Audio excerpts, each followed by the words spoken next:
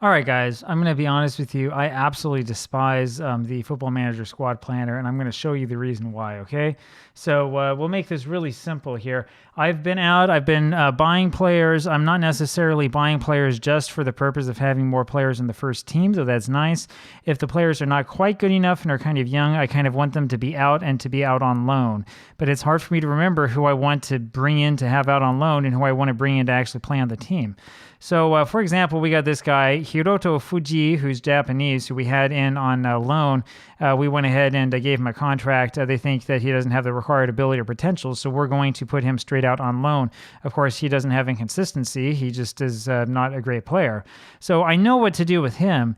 The question here, though, is what I do with Choi Jae-hyuk, because I don't remember why I bought him, if I wanted him to be on the first team or not. So I sit there and I think about this. I can go over to the squad planner sheet, which is unfortunately not on the screen because for whatever reason, Football Manager is not going to let me put a window in front of it or something, whatever.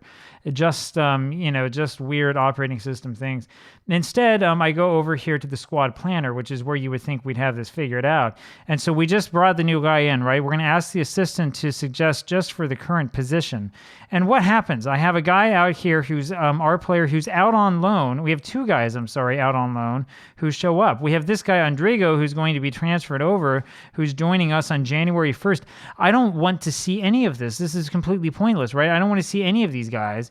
And then I have to get rid of all of them, and I have to go back to my notes and be like, oh yeah, Yulichenko, what was I going to do? I do want Yulichenko there, but I don't want Na Sang-ho because we're going to play him over on one of the sides, right?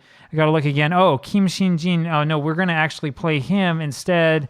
I don't know where we're going to play him. Maybe we are going to play him up front. I can't remember what we're going to do with him. So whatever. We're going to do whatever it is we're going to do with him. We have Lee In-gu, and the other one was Lee Ki-sung. Lee Ki-sung is probably too young. He's the guy who just played. Lee In-gu is unfortunately the guy who just got injured, which is why Oh Sang-jin came up here. And so the question here is still, Choi Jae-hyuk, do we want to actually start this player, or do we want to just put him out on loan? Looking only at the transfer values, I'm guessing that we probably want to have Oh Sang-jin actually play up front, though I don't like the fact that he's unambitious.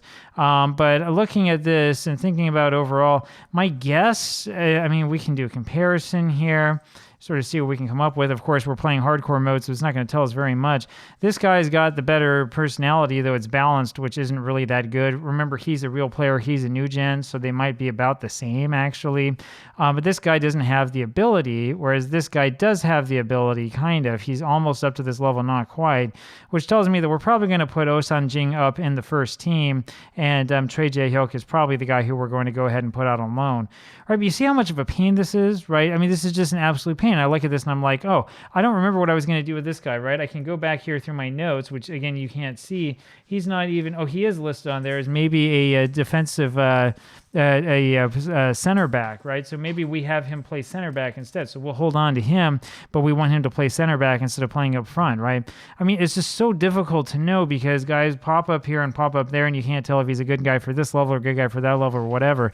That's the reason why I hate the squad planner, right?